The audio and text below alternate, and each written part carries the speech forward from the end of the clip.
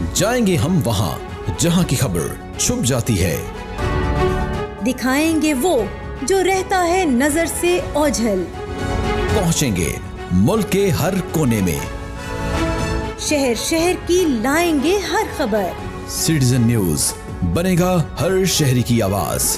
دیکھیے نیوز اور ہر رات 9 بجے صرف سٹیزن نیوز پر۔ سٹیزن نیوز، ہر شہری باخبر۔ السلام علیکم، سٹیزن نیوز میں خوش آمدید۔ میں ہوں عامر سلیم۔ سب سے پہلے نیوز ہیڈ لائن۔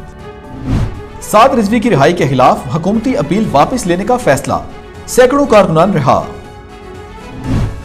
غیر ملکی رپورٹ دکھا کر متاثر نہ کریں، چیف جسٹس محکمہ جنگلات کے پی پر برہم۔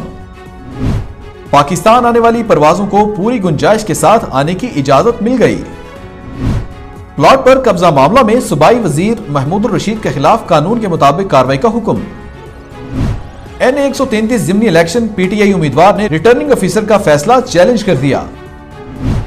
آزاد کشمیر میں مسافر کوچ کو حادثہ، جاں بحق افراد کی تعداد 23 ہو گئی۔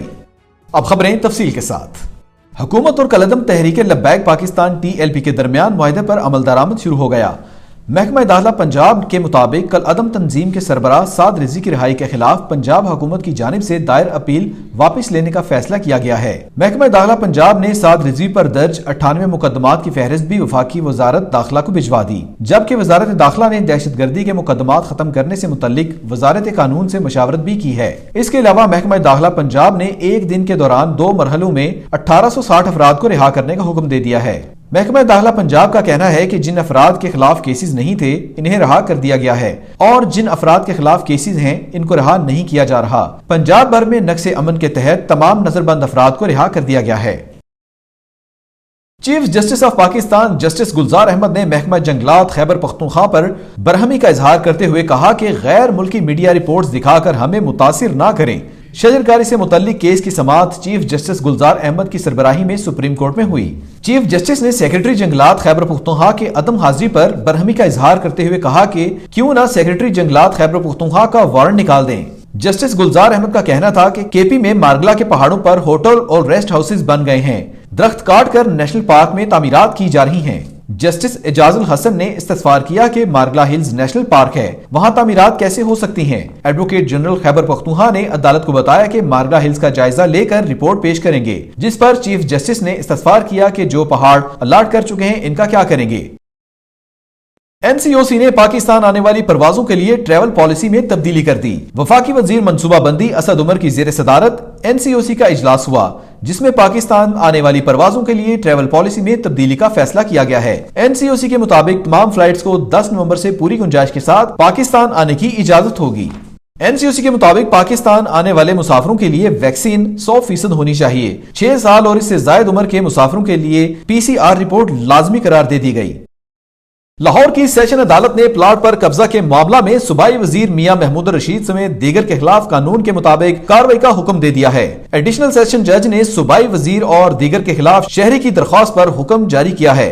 درخواست گزار عابد انصار کی جانب سے دائر درخواست میں موقف اختیار کیا گیا تھا کہ محمود الرشید سمیت 9 افراد نے مصطفیٰ ٹاؤن میں اس کے 1 کنال پلاٹ پر قبضہ کی کوشش کی اور اسے جان سے مار دینے کی دھمکی دی۔ درخواست گزار نے استدعا کی کہ عدالت محمود الرشید سمیت دیگر کے خلاف مقدمات درج کرنے کا حکم دے۔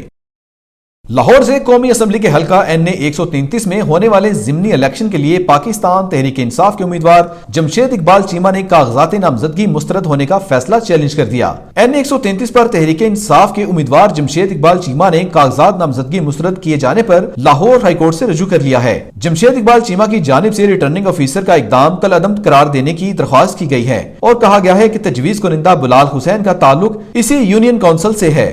ریٹرننگ افیسر کا کہنا تھا کہ دونوں میاں بیوی کے کاغذات نامزدگی کا تجویز کنندہ حلقے کا نہیں تھا، اس وجہ سے دونوں کے کاغذات مسترد کیے گئے ہیں۔ خیال رہے کہ NA 133 کی نشست مسلم لیگ نون کے رہنما پرویز ملک کے انتقال کے باعث خالی ہوئی تھی اور الیکشن کمیشن نے حلقے میں 5 دسمبر کی ضمنی الیکشن کا اعلان کر رکھا ہے۔ آزاد کشمیر کے علاقہ پلندری میں مسافر کوچ کھائی میں گرنے سے جاں بحق افراد کی تعداد 23 ہو گئی۔ پولیس کا کہنا ہے کہ پلندری آزاد کشمیر میں منجیاڑی کے قریب مسافر کوچ کھائی میں جا گری۔ حادثے میں ابتدائی طور پر 7 افراد جاں بحق اور 20 سے زائد افراد کی زخمی ہونے کی اطلاعات ملی ہیں۔ پولیس حکام کا بتانا ہے کہ کوچ میں 30 سے زائد مسافر سوار تھے۔ زخمی کو تحصیل ہیڈ کوارٹر اسپتال بلوچ منتقل کر دیا گیا ہے۔ سٹیزن نیوز سے فی الوقت اتنا ہی۔ مزید خبروں اور تفصیلات کے لیے ہمیں یوٹیوب، فیس بک، انسٹاگرام اور ٹویٹر پر فالو کیجیے۔ اللہ حافظ۔